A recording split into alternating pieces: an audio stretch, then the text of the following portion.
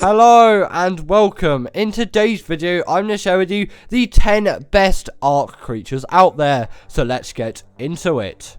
In at number 10 is the Stego, and this may seem like an odd choice for me, but in my opinion the Stego is just one of the most useful Ark creatures out there for PvP and for PvE as well. It is a great gatherer of berries and it can harvest so many berries in a short space of time. And yes, albeit it may not have the best movement speed or stamina out there, but it will still gather those berries within a quick frame of time, unlike a Trike, which sometimes can be a bit annoying, and a Parasaur, which really just doesn't gather enough berries, although they are easier tames. But the Stego isn't that bad considering it is quite slow, but all you really need to watch out for is that tail that it has, as that can be absolutely lethal to you. But it isn't that bad if you have a reasonable trap to tame the Stego, or if you're taming from a higher point. And also, if you didn't know already, the Stego had a TLC at some point, and now it has 3 different plate modes. That sharpened plate is going to be used to deal the most damage and gather the most berries. Then the heavy plate will be used to gather all that kind of wood and those kind of resources. And the hardened plate is going to be your turret soaking plate of choice. And actually, this is really great as well, as there is rider protection too from those plates, which no other turret soaker, as far as I'm concerned, has, unless you obviously have physical structures blocking, which can be really expensive and actually largely inefficient. In at number 9 is the RG, and it would not be a top 10 best Ark creatures list without the RG on that list. The RG is by far one of Ark's best creatures out there, and one of Ark's best productivity creatures which you can find throughout the game. Obviously, it's not going to be useful on Arboration or Gem 1, as flyers are not allowed on that map, but for every other map that there is, the RG is going to be an absolutely insane tame, which you're going to love throughout all of your Ark playing, right from the beginning when you first get an RG, all the way to the far later stages of the Ark game, as this is by far your best flyer for transporting around things like metal, and it does have weight reduction on those resources too, and it can pick up a wealth of creatures as well. And it really does seem like on the RG, the abilities that it has are absolutely endless, and I'm pretty sure it can even carry smaller creatures in its beak as well, for example the dodo.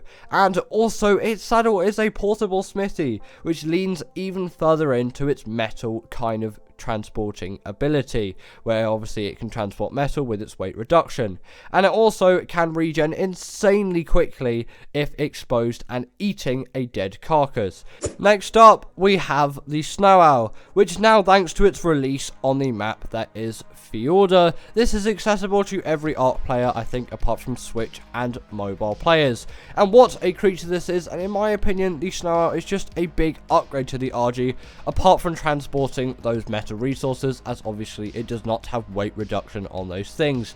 But for everything else, the Snow Owl is going to be a superior flyer. It is far faster than the RG, and now thanks to ASA just not having movement speed in it when ASA comes out, you won't be able to get the RG faster than base speeds, and same with the Snow Owl, even if in Ark currently you are using the classic flyers mod, or you just turned on the option in the settings menu. So the Snow Owl is going to be a far more useful tame looking into the future of Ark, as with that glide ability, it can zip across the map with insane speeds. But it isn't just great for traveling across the map really fast, it can also heat seek certain creatures, and it can just see any organism that may be hiding anywhere, which is great for PvE players if they've lost a tame, or for PvP players if they're trying to find someone who was raiding their base. But you'll also want to pump that stamina into these things, not just so they can fly longer distances, but also so they can heal up creatures, and that can be wild creatures, enemy creatures, or your own. You probably wouldn't want to heal up enemy creatures, but there's definitely some uses for healing up those wild creatures, especially if you're trying to tame one and you've shot loads of tranks into it and it's really weak. They can just quickly heal it with the Snow Owl and then get straight back into it, and the torpor drain will be minimal compared to waiting for absolutely ages for its health to come back up. And obviously you can see why you'd want to heal your own creatures in battle. That just goes with what your own creatures want to do. They may lose health and then you just want to heal them up again. Either way, that healing ability is going to be extremely useful. Sadly, the Snow Owl can't really pick up a wealth of creatures. I'm not even sure if it can pick up any creatures. But there is just one extra thing about it. If you feed owl pellets to gachas, then you'll get insane loot out of them, like loot that you haven't seen before, and it essentially just raises the chance that you'll get that higher quality loot. Definitely something to try at some point if you have some gachas. Now we have our first ocean creature, being the Basilosaurus, and in my opinion, especially if you're on Gen 1 and you have access to the X-Basilosaurus, you can have yourself the best ocean creature out there. And in my opinion, the Basilosaurus is the best ocean creature. It can produce oil passively, which is extremely useful. Obviously not as useful as the moment, but it is still a very cool ability for a creature to have, and you know, every little helps when it comes to that. In terms of the Basilosaurus' other abilities though, this is by far the best caving underwater dino out there, and it is definitely one at some point which you should seek out to tame, and it isn't all too difficult apart from getting away from the mantas which will surround one of these things in the wild. At least I'm pretty sure they always do. Most of the times you may be able to find some without mantas, meaning you're lucky, but that manta clearing stage will be your hardest bit to tame, but after that is really just a passive tame, which is just a lot of waiting really.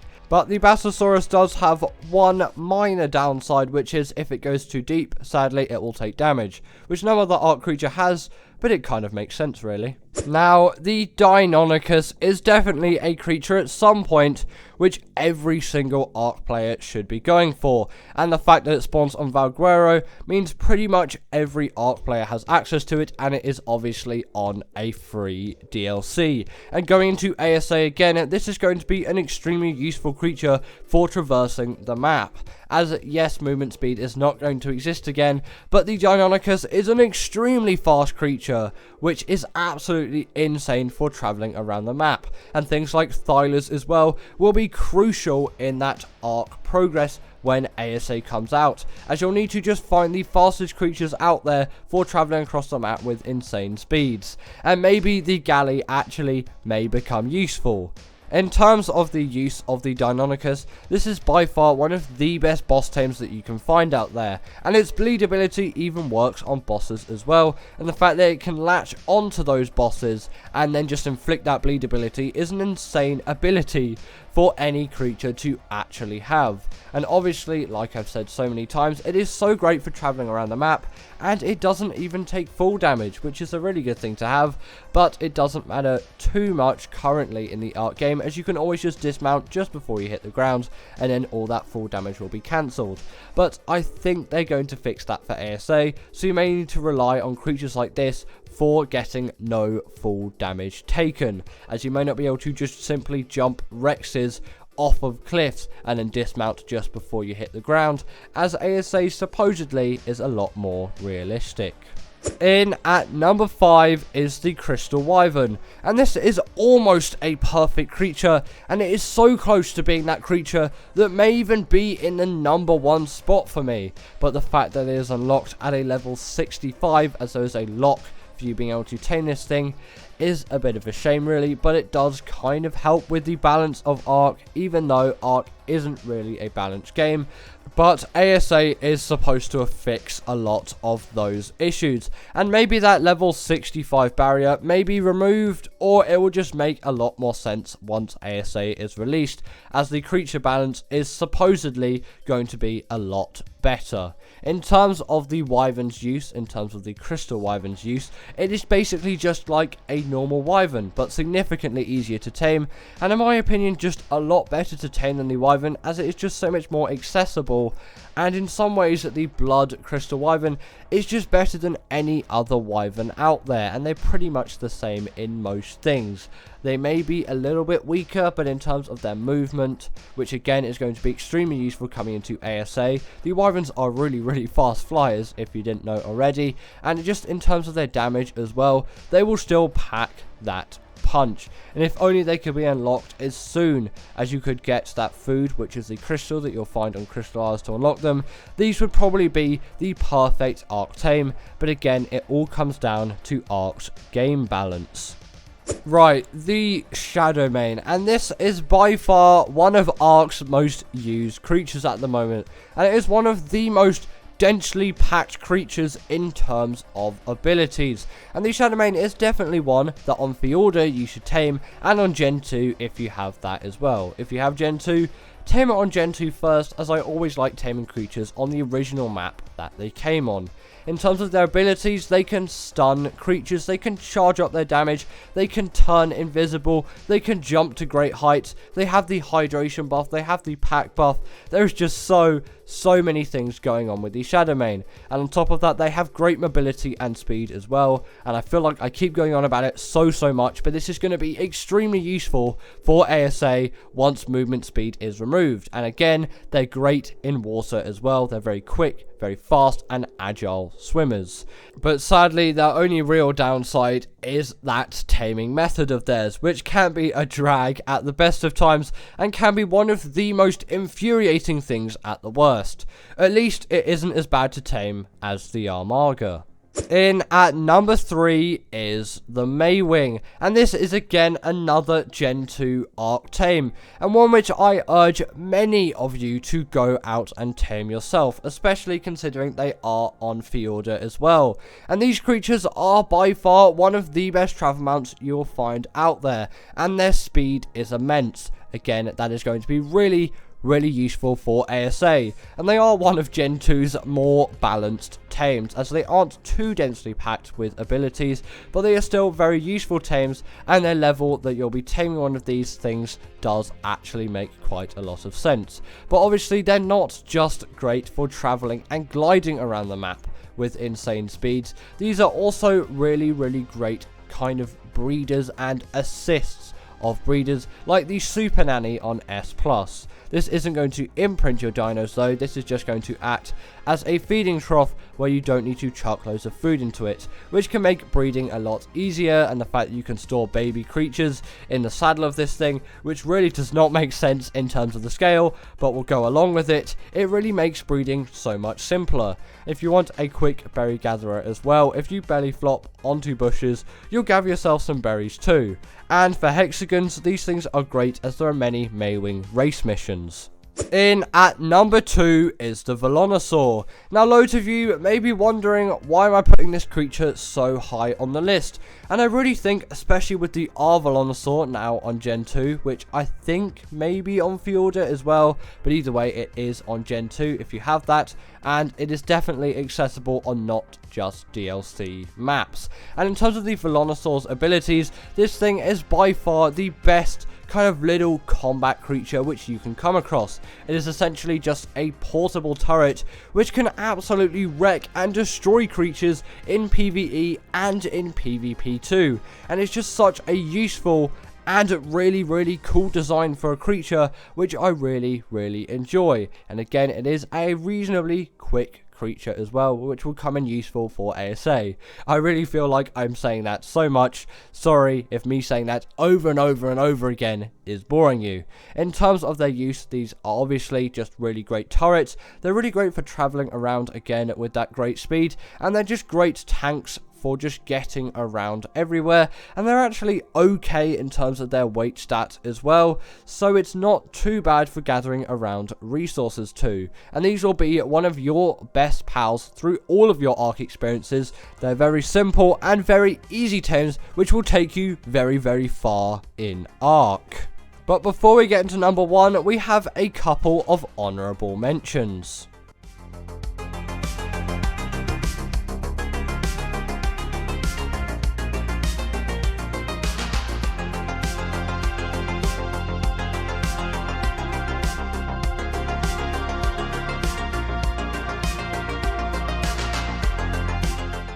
And finally, in at number 1, we have the Desmodus Draculae. Now, this thing first spawned on Fjorda and is definitely a very, very recent Ark creature, and one which would especially become extremely useful in ASA, again for its speed, but also the fact that this thing can produce Sanguine Elixir, which is an absolute taming hack, and it will become essential in ASA, as ASA is also supposed to be a harder game, and this creature will be extremely sought out for. And again, it does have that glide ability like the Snow Owl, making this thing a really fast creature which can zip across the map.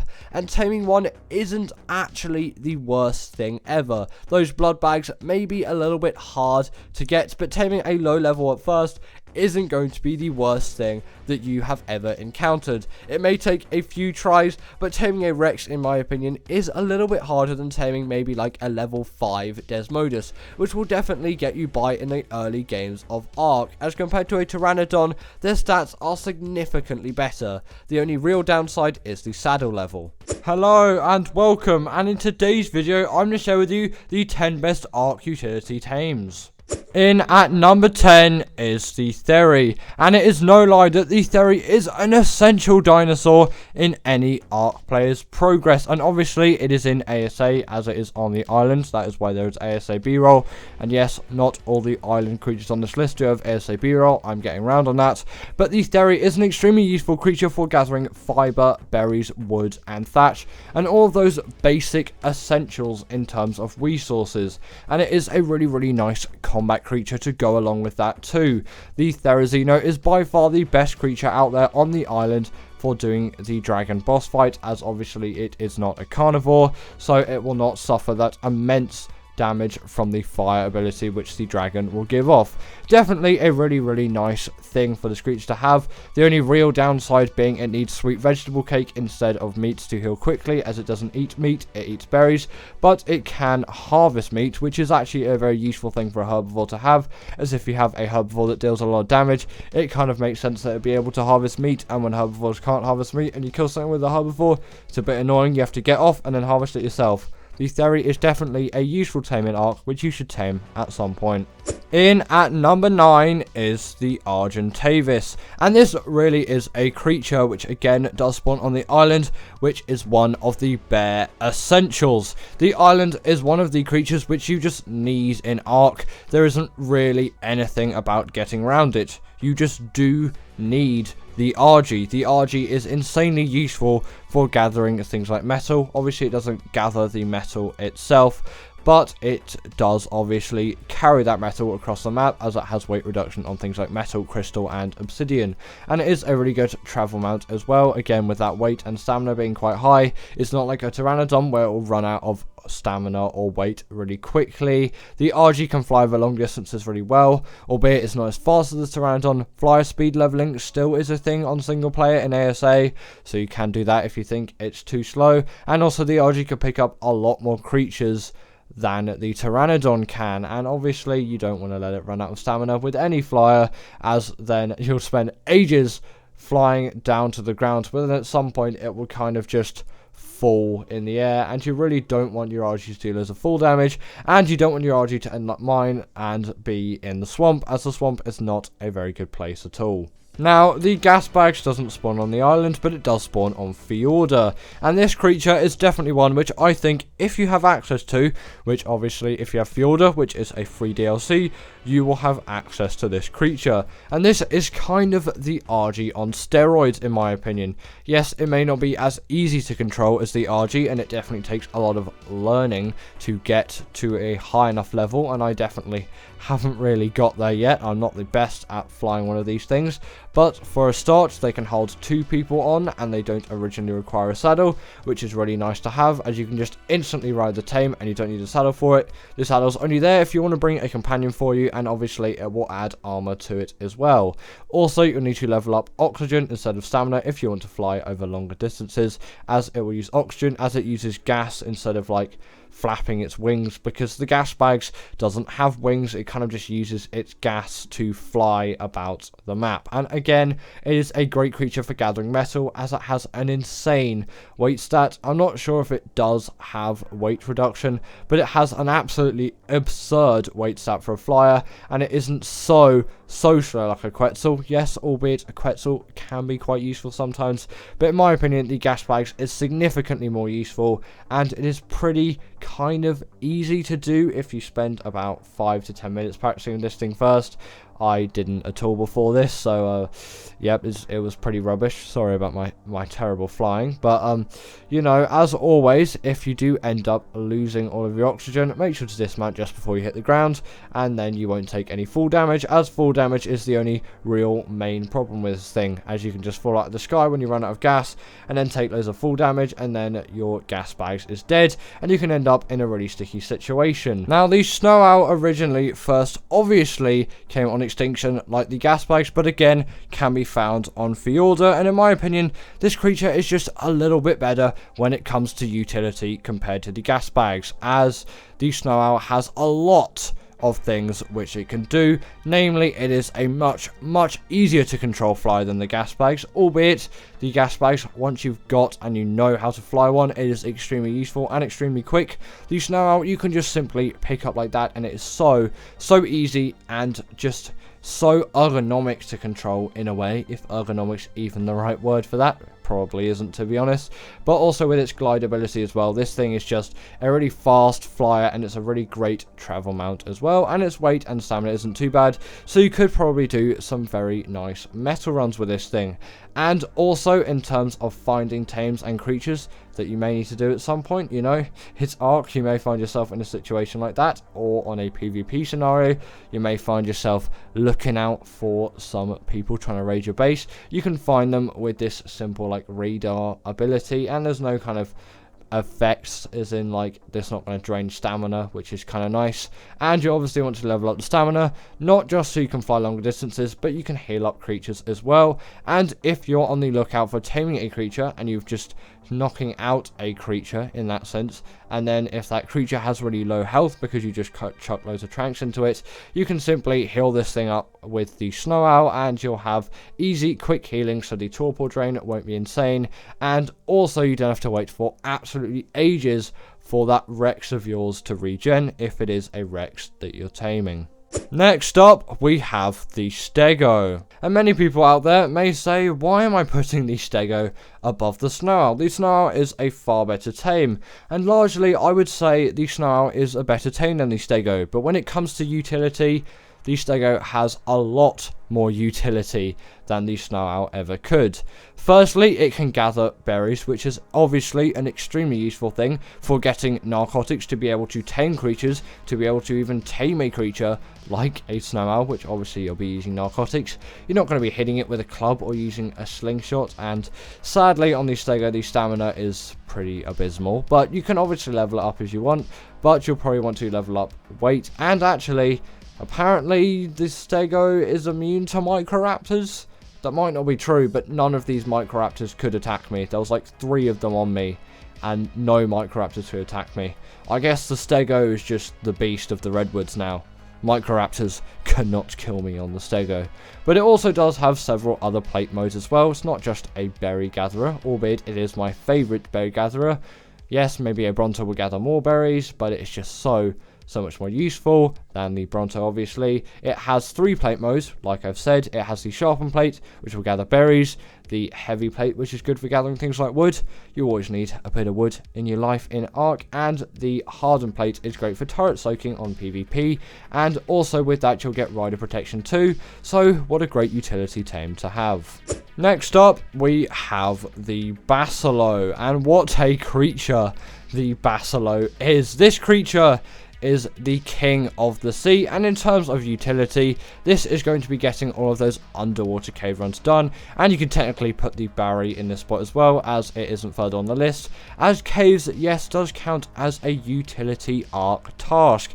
It is definitely something, some sort of chore as you wish, which you'll need to do on your Ark journey in order to complete the game. And for those underwater caves, the Basilo is the way to go by far. Sadly, it does have a depth limit as a sense, as it will take damage, but on the island, all of the caves aren't deep enough that the Basilo will take damage. It will only take damage in, I think, one of the entrances, but it isn't that bad, and you can kind of keep healing it up as long as you go. So it's not like it's just going to instantly die as soon as you hit the depth limit. It will just slowly be taking down in damage. And also, this thing will passively make oil too, which is a really nice feature to have, and it is not allergic, it is immune to things like jellyfish and electric eels, which is an absolute godsend. Now again, another extinction tame. It seems like extinction tames are just the absolute king when it comes to utility, and in terms of the Gacha's abilities, this thing is great for giving you those resources.